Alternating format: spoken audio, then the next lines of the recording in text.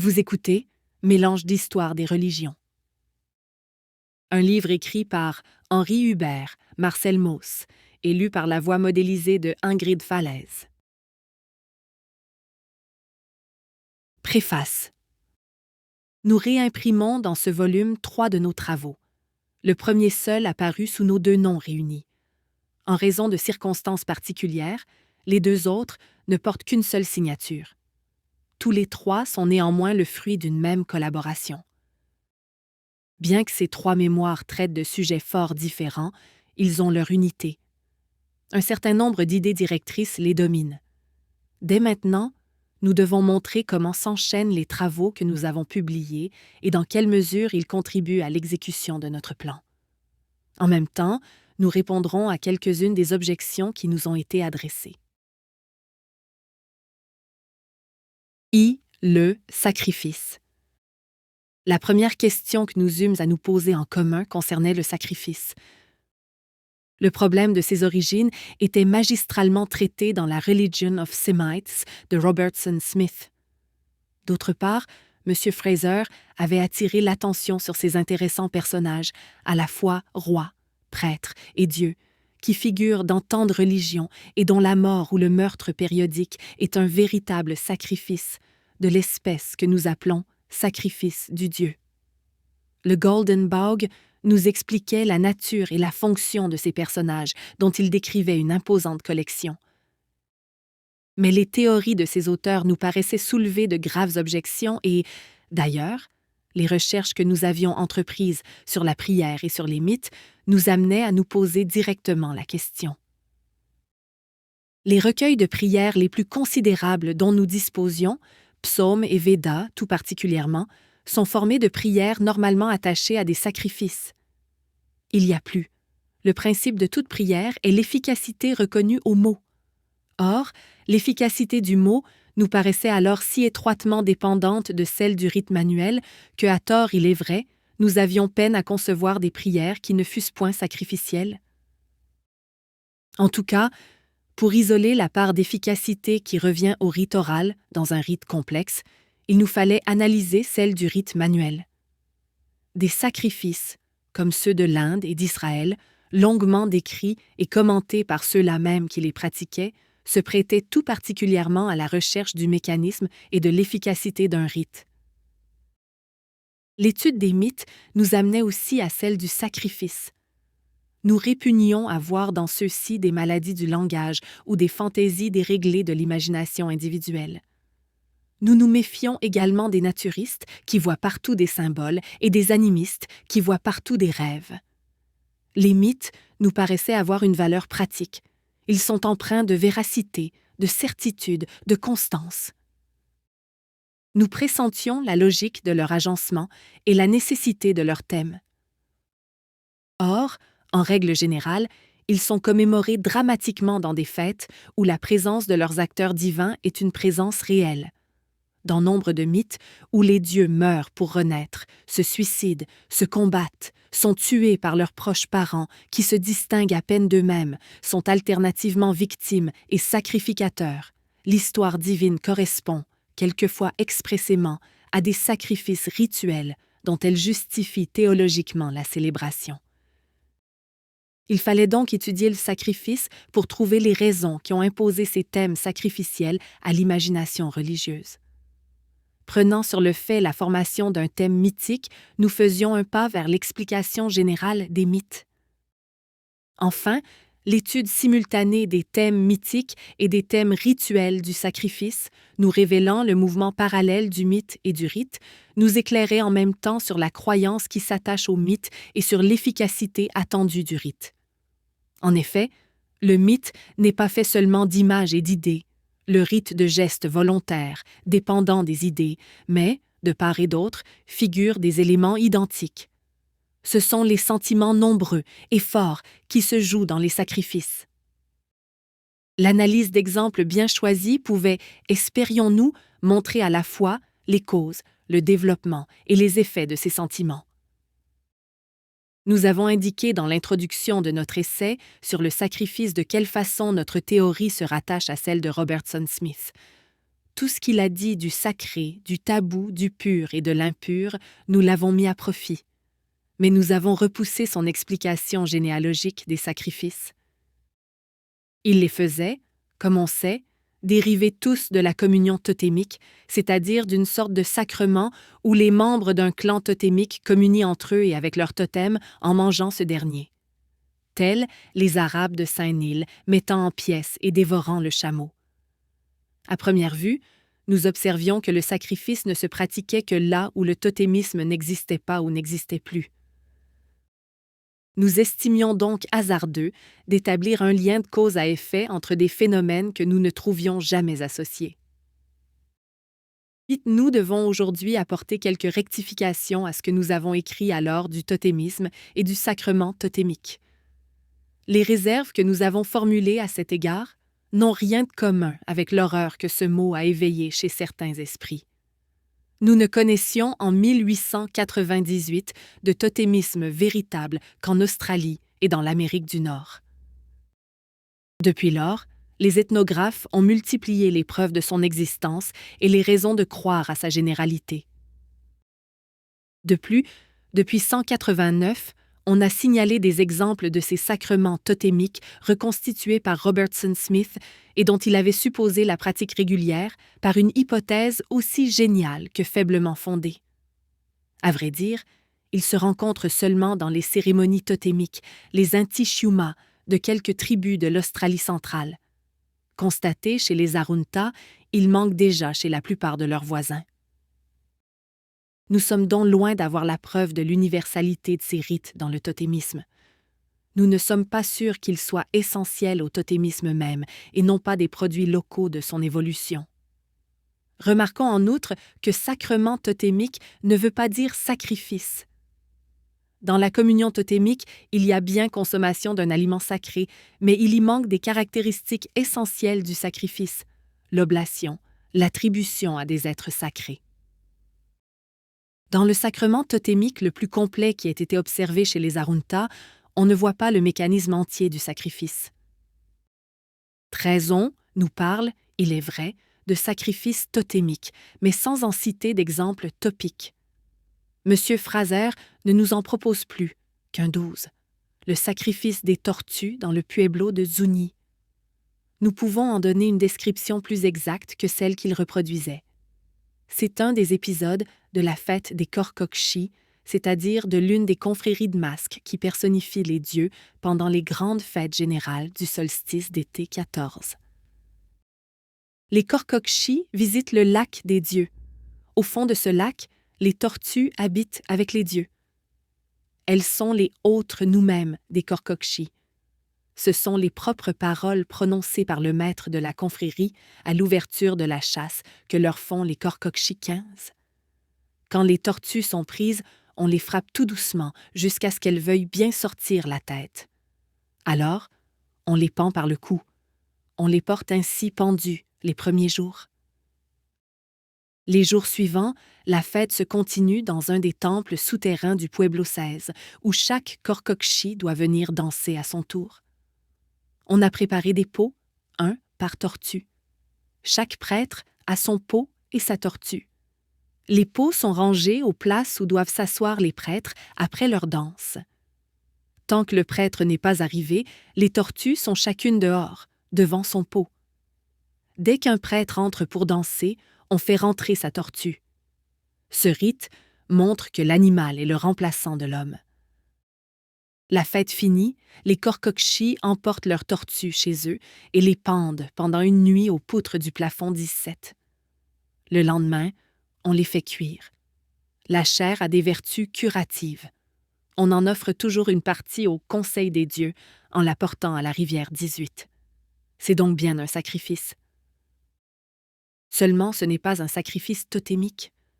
Nous savons que les Korkokshi sont les dieux qui représentent les ancêtres de tout Zuni et qu'ils sont en même temps les doubles de tous les vivants. Or, les ancêtres habitant les eaux souterraines sont également les dieux de la pluie. Les tortues, qui les incarnent, sont des animaux de la pluie. Ce ne sont pas des totems. Elles ne sont pas le totem de la confrérie des Korkokshi, qui n'en a pas. Cette confrérie se recrute dans tous les clans indifféremment à l'opposé des confréries totémiques qui se recrutent dans des clans déterminés. Les tortues ne sont pas davantage l'un des 19 totems de Zuni. L'histoire des totems de Zuni qui nous est merveilleusement connue dans chacune de leurs segmentations ne permet même pas de supposer que la tortue soit un totem préhistorique ou étranger. À moins de soutenir que la tortue soit un totem exclusivement tribal et funéraire, ce qui, dans le cas présent, n'aurait ni sens ni raison, le sacrifice de la tortue n'est autre chose qu'un sacrifice du culte des ancêtres et un sacrifice du culte de la pluie. Cet exemple, pris chez le peuple où le totémisme a reçu son plus parfait développement, montre qu'il ne faut pas parler du totémisme à la légère. N'est pas totémisme tout ce qui paraît l'être. Les tortues, dans lesquelles s'incarnent des ancêtres et des doubles, ressemblent sans doute à des animaux totémiques. La consommation de la chair de la tortue est tout à fait comparable à une communion totémique. Les formes rituelles et le fond des idées sont ceux du totémisme. Et pourtant, tout ce culte appartient à deux autres types de religions, et plus spécialement au culte des dieux de la nature auxquels il est normal qu'on offre des sacrifices. Mais chez ces mêmes Indiens de Zuni, nous avons trouvé un sacrifice dont on pourra dire qu'il est totémique. C'est celui des daims pratiqué par la confrérie des chasseurs, à laquelle le clan du daim fournit un certain nombre de ses prêtres. Celle-ci est une des 4 confréries primaires qui remplacent les 4 clans de la 2e division du pueblo de Zuni. Cette confrérie correspond donc à un clan et son culte à un culte de clan. Les prêtres qui la composent sont les gardiens des semences du gibier, comme ceux des cultes agraires sont gardiens des semences du maïs.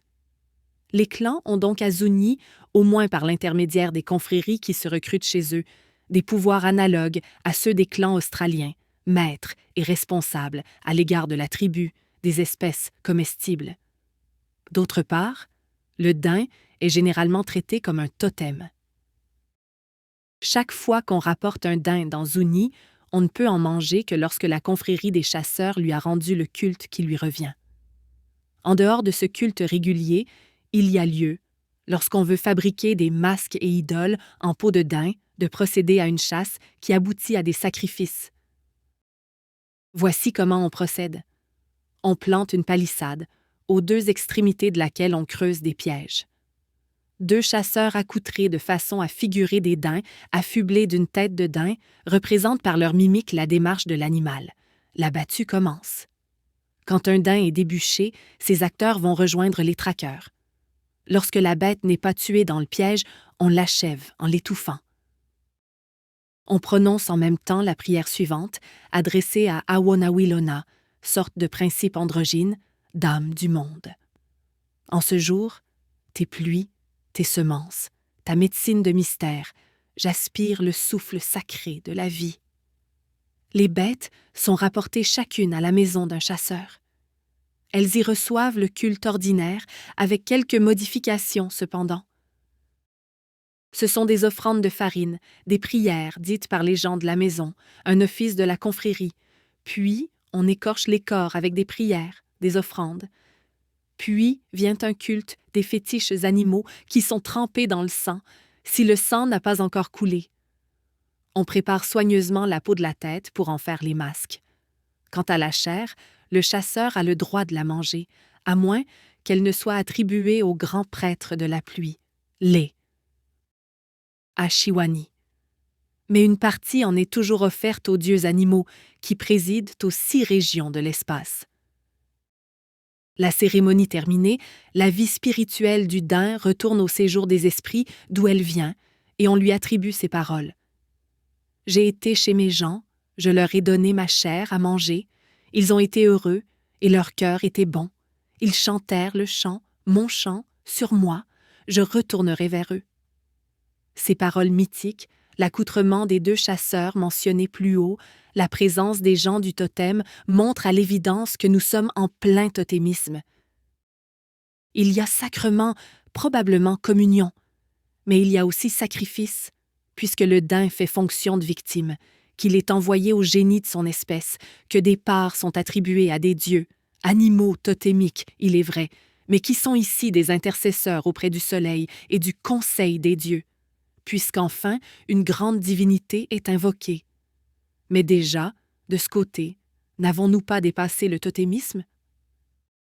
Sachant même avec quel haut état de civilisation le totémisme si développé de Zuni coïncide, nous sommes en droit de penser qu'un pareil sacrifice, qui est unique, est un fruit récent de leur histoire religieuse.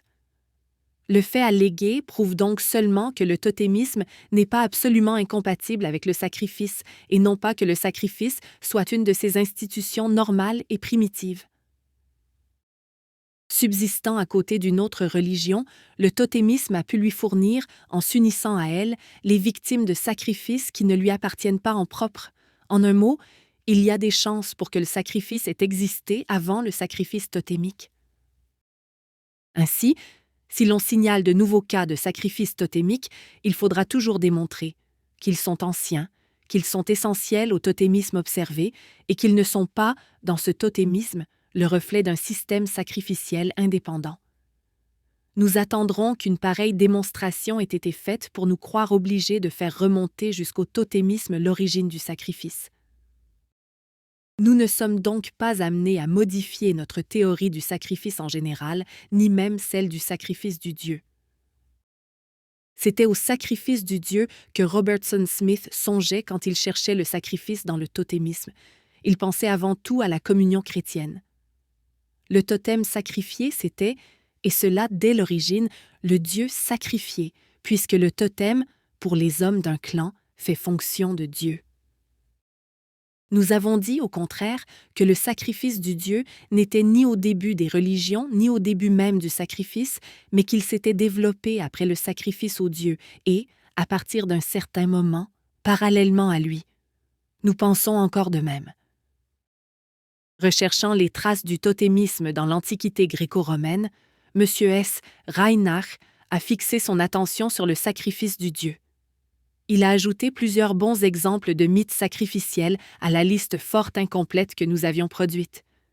Mais il diffère de nous en ce qu'il veut voir des totems dans tous les dieux sacrifiés du monde gréco-romain, Orphée, Hippolyte, Actéon, Phaéton, etc. Mais tout animal sacrifié n'est pas un totem. Pour qu'il y ait totem, il faut qu'il y ait un clan, M. Reinach le sait bien. Pourtant, nous attendons encore qu'il nous démontre l'existence des clans auxquels auraient appartenu lesdits totems. Mais, même s'il nous l'a prouvé à l'aide de survivances certaines, héritage sur le sol grec et sur le sol latin de prédécesseurs depuis longtemps oubliés, nous ne serions pas encore satisfaits en raison de ce que nous avons dit plus haut. Il faudrait encore que, dans les cultes en question, la tradition sacrificielle remontât jusqu'aux origines totémiques, en d'autres termes que le cheval, Hippolyte, le phaon, Panthée, le bouc ou le taureau. Dionysos eussent été de tout temps déchirés, sparagmos, et mangés tout cru, homophagia, dans des fêtes orgiastiques et qu'ils l'eussent été à titre de totems. À cette condition, seulement les faits allégués par M. Reinach pourraient prouver que le sacrifice du Dieu est un sacrifice totémique ou sort d'un pareil sacrifice. À notre avis, dans les cultes dont traite M. Reinach, s'il y a d'anciens totems, ils n'ont servi qu'à habiller les dieux, baptiser leurs prêtres, fournir les victimes toutes sacrées. Ils ne sont que des paraphernalia totémiques de religion non totémique. Dans le culte de la vigne, par exemple, ce qui est primitif, ce n'est pas, comme le prétend M. Reinach, le sacrifice d'un animal-dieu, c'est la consécration des prémices de la vendange. Puis est venu le sacrifice d'un animal, totem ou non, offert au dieu de la vigne dans l'intérêt de la vigne. Et c'est en dernier lieu que le dieu est descendu dans la victime. Dans toutes ces prétendues suites du totémisme, il n'y a qu'amalgame et syncrétisme. Même en Égypte, où l'on serait tenté de chercher dans le sacrifice des restes de totémisme, les travaux récents n'en ont point montré. Les sacrifices y paraissent presque uniformément répéter le thème du dépsage et de la résurrection d'Osiris. Les victimes, taureaux, porcs, gazelles, etc., sont donnés comme des animaux typhoniens, ennemis d'Osiris et représentants du dieu Sé. Ce ne sont pourtant point des totems, forme première de ce dieu. Ce ne sont pas non plus des totems correspondant à Osiris. On dit qu'ils sont mis à mort en punition d'avoir mangé le dieu, parce qu'une fois sacrifiés, ils exhalent le dieu, ce qui revient à dire que leur esprit, attribué au dieu, est identique à lui. De quelque façon que la mythologie représente ce qui se passe alors, ils portent le dieu, et ils sont divins, parce que le sacrifice en Égypte est essentiellement un sacrifice du dieu. Mais c'est un sacrifice du dieu qui n'a rien de totémique et dont nous savons avec certitude qu'il a son origine dans le culte du blé. Pour montrer que le schème général du sacrifice contient en puissance le sacrifice du dieu, nous avons choisi nos exemples dans la série des sacrifices agraires. Nous nous sommes défendus de dire que seul le sacrifice agraire fut de nature à donner naissance au sacrifice du dieu. Il eût pourtant mieux valu établir notre démonstration sur des bases plus larges et ne pas paraître la fonder en apparence exclusivement sur les faits du culte des animaux domestiques et des plantes comestibles. Nous aurions dû parler en même temps des cultes qui concernent la végétation en général et tout l'ensemble de la nature. Ainsi, le sacrifice du soma, que nous avons considéré comme un sacrifice agraire et qui est un parfait sacrifice du dieu, n'est pas le sacrifice d'un végétal cultivé, mais celui d'une plante choisie entre toutes, qui symbolise toutes les plantes. Nous n'avons pas pu alors l'exposer complètement, mais aujourd'hui, les textes rituels sont aisément accessibles grâce au beau travail de Victor Henry et de M. Calande. Il ne reste plus qu'à y ajuster les commentaires théologiques donnés par les brahmanas. Ce que nous disons du sacrifice du soma est aussi vrai du sacrifice du ikuli ou peyote chez les Huichols, les Tarahumares et du Haut-Mexique et les anciens Aztèques. Nous pensons donc que le sacrifice du dieu remonte dans l'histoire de la civilisation un peu plus haut que le point d'où nous semblions le faire partir. Mais il est précisément très remarquable que ces sacrifices de Dieu, assez barbares, que nous venons de mentionner n'aient rien du sacrifice totémique, puisque ni le peyote ni le soma ne sont des totems. Il nous faut donc élargir les données sur lesquelles nous avons édifié notre théorie, mais nous maintenons notre explication génétique du sacrifice du Dieu. Le point de départ est toujours, selon nous, l'oblation et la destruction d'une chose susceptible, en raison des représentations qui s'y attachent, de devenir divine entre toutes les victimes sanctifiées. Sauf en ce qui concerne le sacrifice du Dieu, ce que nous avons voulu faire, c'est une étude schématique, une analyse générale du sacrifice, nullement un exposé généalogique de ses formes. Elle doit être de toute nécessité complétée par une histoire, une phylogénèse des sacrifices. Mais nous pouvons dès à présent signaler l'un des bénéfices que nous avons trouvés. La place du sacrifice dans l'ensemble des rites nous est apparue. Son mécanisme compliqué n'est pas celui d'un rite primaire. Il n'a pu se produire qu'assez tard dans l'évolution religieuse après et sur d'autres systèmes plus anciens. D'une part, son institution suppose, dans les religions où il s'est établi, la pratique du don rituel, comme l'avait bien vu M. Taylor, et surtout le système entier des rites consécratoires, lustration, purification, etc. D'autre part, il fallait que les choses sacrées se fussent définitivement séparées des profanes et fussent représentées déjà sous la forme d'esprits divins presque purs, plus ou moins personnels. C'est d'ailleurs pour cette raison que le sacrifice pleinement constitué ne nous paraît pas compatible avec tous les degrés du totémisme. Chez un peuple à religion totémique, ce qui est sacré pour un clan ne l'est pas pour les autres. Et le clan, dans le sacré, n'a nul besoin de l'intermédiaire sacrificiel qu'est la victime pour communiquer avec un totem identique à lui-même. Il se consacre par rapport à celui-ci directement par les voies immédiates de l'effusion du sang et de la communion alimentaire.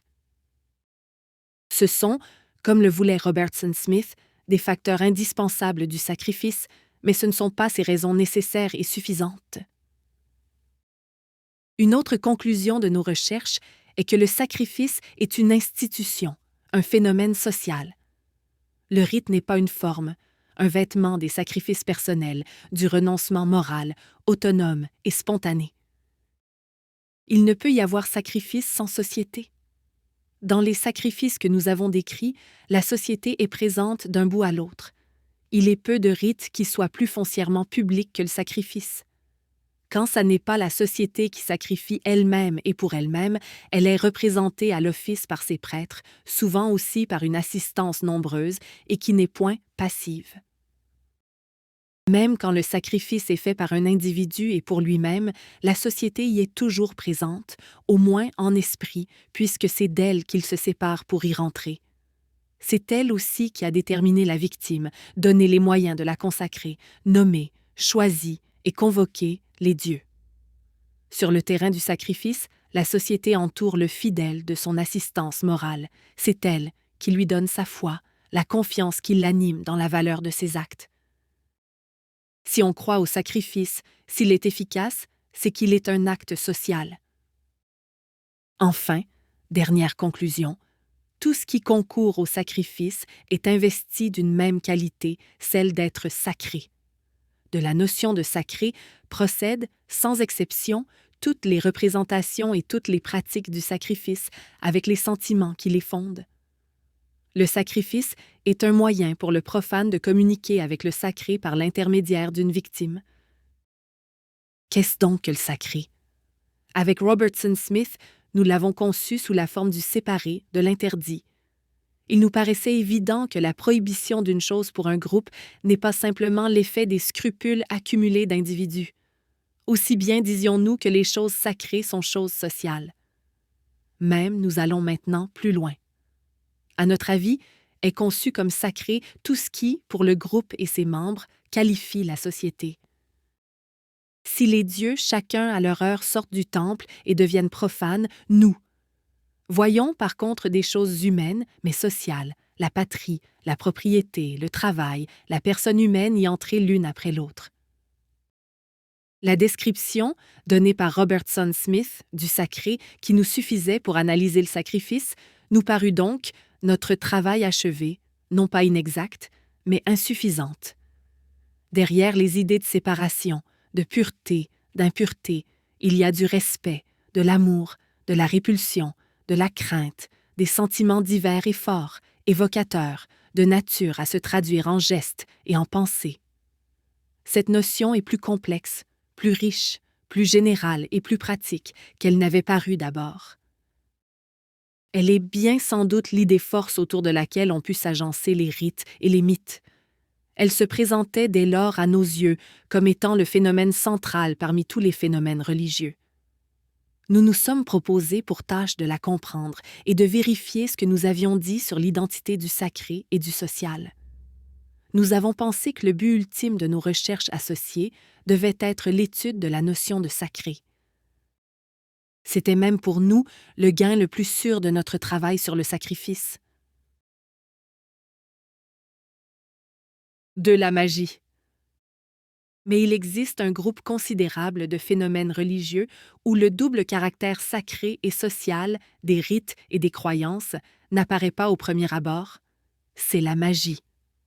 Pour généraliser les résultats de notre travail sur le sacrifice et aussi pour les vérifier, il fallait s'assurer qu'elle ne constitue pas une exception.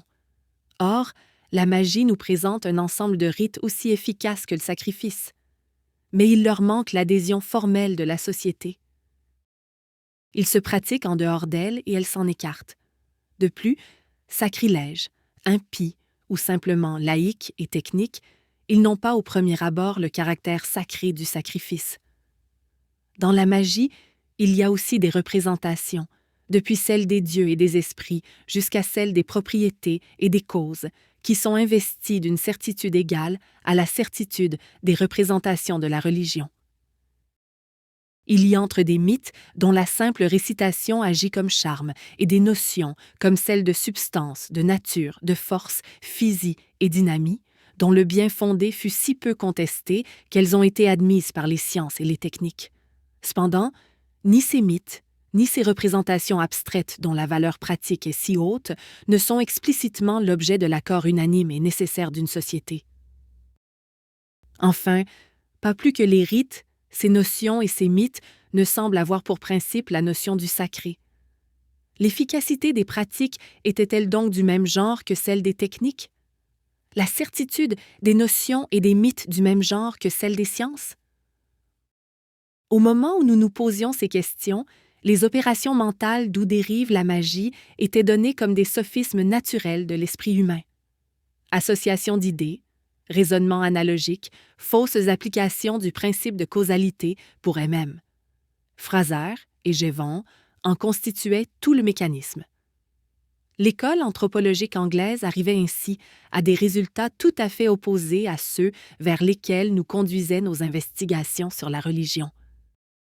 Nous étions donc conduits à réviser ces travaux. Notre enquête a établi que tous les éléments de la magie, magiciens, rites, représentations magiques, sont qualifiés par la société pour entrer dans la magie. Le mémoire que nous publions plus loin sur l'origine des pouvoirs magiques dans les sociétés australiennes en fait précisément la preuve avec détail en ce qui concerne la conscience même du magicien. Le magicien est un fonctionnaire de la société, souvent institué par elle, et qui ne trouve jamais en lui-même la source de son propre pouvoir. On nous a reproché d'avoir étendu indûment ce que nous avions dit des corporations de magiciens. Mais en réalité, les magiciens isolés sont reliés par les traditions magiques et forment des associations. En ce qui concerne les rites et les représentations, le magicien n'invente pas à chaque coup. La tradition qu'il observe est garante de l'efficace des gestes et de l'autorité des idées. Or, qui dit tradition dit société. En second lieu, si la magie n'est pas publique comme les sacrifices, la société n'y est pas moins présente. Si le magicien se retire, se cache, c'est de la société. Et si celle-ci le repousse, c'est qu'il ne lui est pas indifférent. Elle n'a peur des magiciens qu'en raison des pouvoirs qu'elle lui prête, et il n'agit contre elle qu'armé par elle. Enfin, ces pouvoirs, ces qualités, ont tous un même caractère, procèdent tous d'une même idée générale. Cette notion, nous lui avons donné le nom de mana, emprunté aux langues malayo-polynésiennes, mais par lequel elle est désignée dans la magie mélanésienne, où M. Codrington a révélé son existence. Elle est à la fois celle d'un pouvoir, celle d'une cause, d'une force, celle d'une qualité et d'une substance, celle d'un milieu. Le mot mana est à la fois substantif, adjectif, verbe, désigne des attributs, des actions, des natures, des choses. Il s'applique aux rites, aux acteurs, aux matières, aux esprits de la magie, aussi bien qu'à ceux de la religion. Il en résulte que les rites et les représentations magiques ont le même caractère social que le sacrifice et qu'ils dépendent d'une notion identique ou analogue à la notion de sacré. De plus, nous avons commencé à montrer qu'il y a des cérémonies magiques où se produisent des phénomènes de psychologie collective d'où se dégage cette notion de mana. Comme nous ne dissimulions pas que nous ne connaissions que peu d'exemplaires authentiques de cette notion, M. Jevons nous a reproché de fonder ainsi toute la magie sur un principe dont, de notre aveu, l'existence explicite n'était pas absolument universelle. Nos recherches ultérieures nous permettent d'affirmer que cette notion est très répandue. Le nombre des sociétés où on ne la constate pas expressément se restreint de plus en plus. En Afrique, les Bantus, c'est-à-dire la plus grande et la plus dense des familles africaines, possèdent la notion tout à fait identique de Nkisi, de Mokisi, comme disaient les vieux auteurs. Les Ewe, c'est-à-dire une bonne partie des Nigriciens, ont la notion de Dzo. De ce fait, nous concluons déjà qu'il est nécessaire de remplacer pour toute l'Afrique la notion de fétiche par celle de mana. En Amérique, nous avions déjà signalé l'Orenda iroquois, le Manitou algonquin, le Wakansiu, le Xube Pueblo, le Nahual du Mexique central. Il faut y joindre le Nahuala des Kwakiutl. Notre hypothèse sur la parenté qui relie la notion de Brahman dans l'Inde védique à celle de mana a été admise récemment par M. Strauss. Quant au nombre des langues où la même notion est fragmentée en plusieurs expressions, il est indéfini. Mais nous avions une autre réponse à faire à la critique de M. Jevons. Il n'est pas indispensable qu'un phénomène social arrive à son expression verbale pour qu'il soit. Ce qu'une langue dit en un mot, d'autres le disent en plusieurs. Il n'est même pas du tout nécessaire qu'elle l'exprime. La notion de cause n'est pas explicite dans le verbe transitif, elle y est pourtant. Pour que l'existence d'un certain principe d'opération mentale soit sûre, il faut, et il suffit que ces opérations ne puissent s'expliquer que par lui.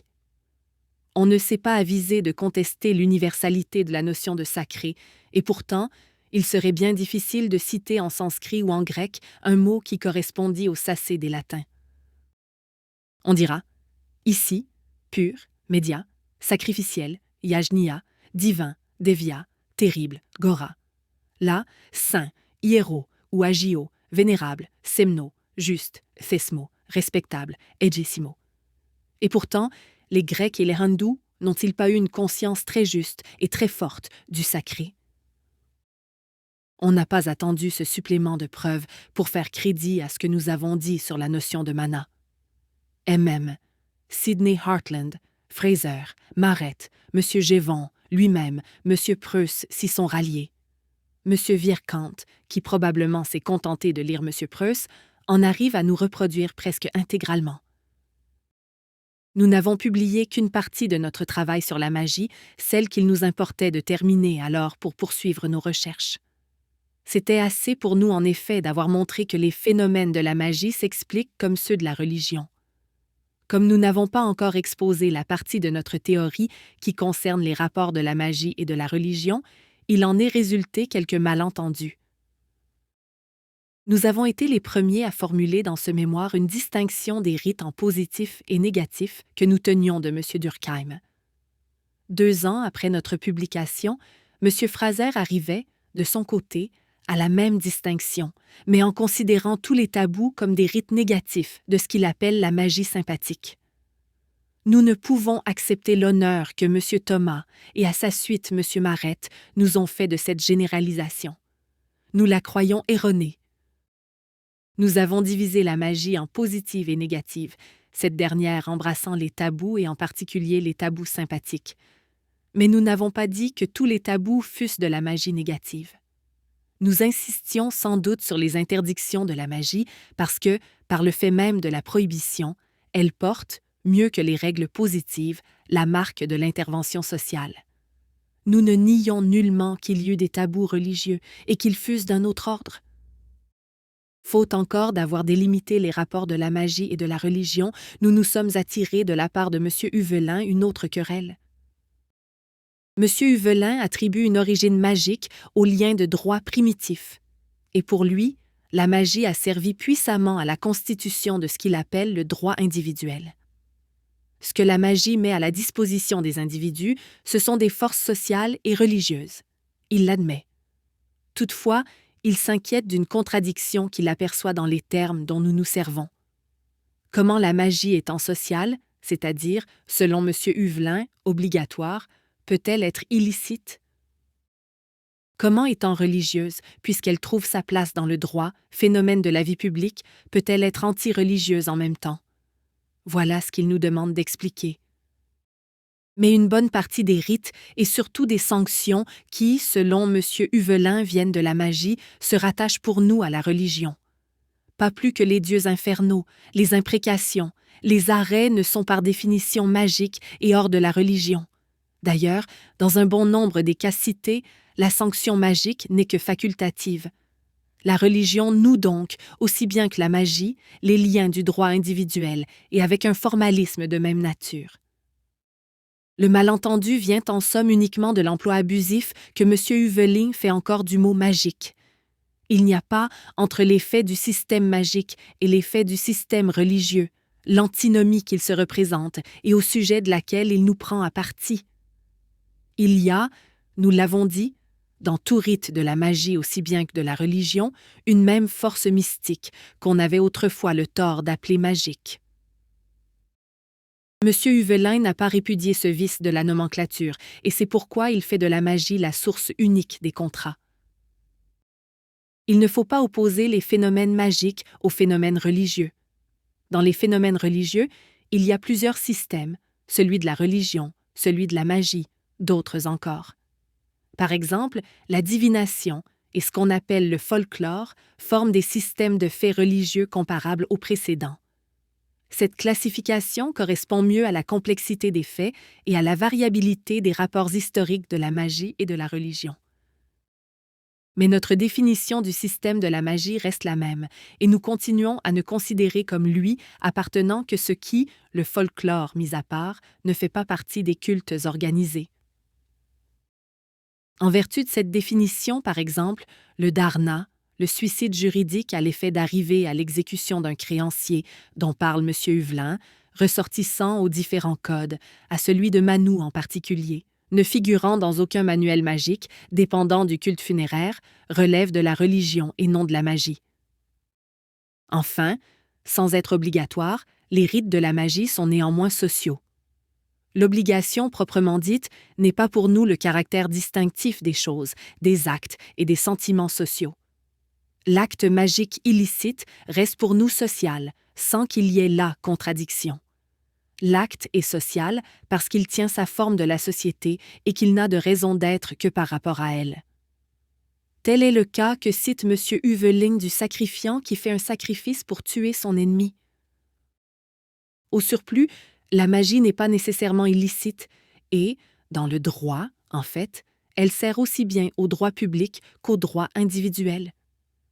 Ainsi, dans les tribus australiennes, les menaces d'envoûtement sont pour les vieillards un moyen de faire respecter la discipline. Ce n'est pas sans raison que M. Fraser rattache au pouvoir des magiciens les pouvoirs du roi. Certes, M. Huvelin a raison de montrer que la magie a aidé à la formation de la technique du droit, comme nous supposions qu'elle a fait pour les autres techniques. Nous sommes d'accord avec lui quand il allègue que, dans le droit, elle a facilité l'action individuelle. La magie a en effet fourni à l'individu les moyens de se faire valoir à ses propres yeux et aux yeux des autres, ou bien d'éviter la foule, d'échapper à la pression sociale et à la routine. À l'abri de la magie, non seulement les audaces juridiques ont été possibles, mais aussi les initiatives expérimentales. Les savants sont fils des magiciens.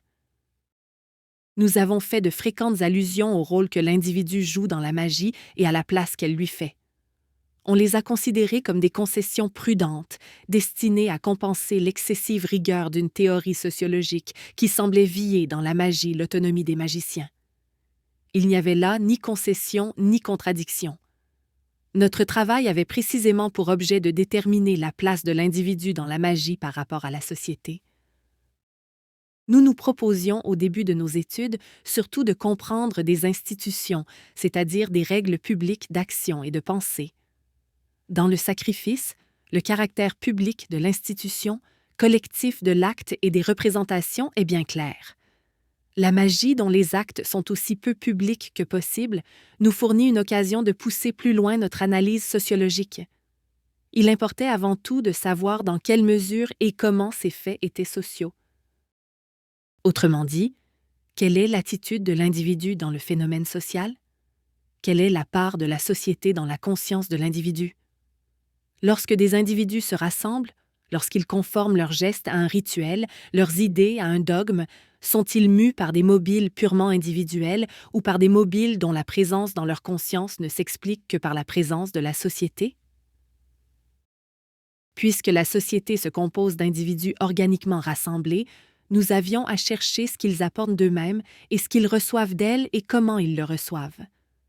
Nous croyons avoir dégagé ce processus et montré comment, dans la magie, l'individu ne pense, n'agit que dirigé par la tradition ou poussé par une suggestion collective, ou tout au moins par une suggestion qu'il se donne lui-même sous la pression de la collectivité. Notre théorie se trouvant ainsi vérifiée, même pour le cas difficile de la magie, où les actes de l'individu sont aussi laïques et personnels que possible, Nous espérons que vous avez apprécié cet aperçu.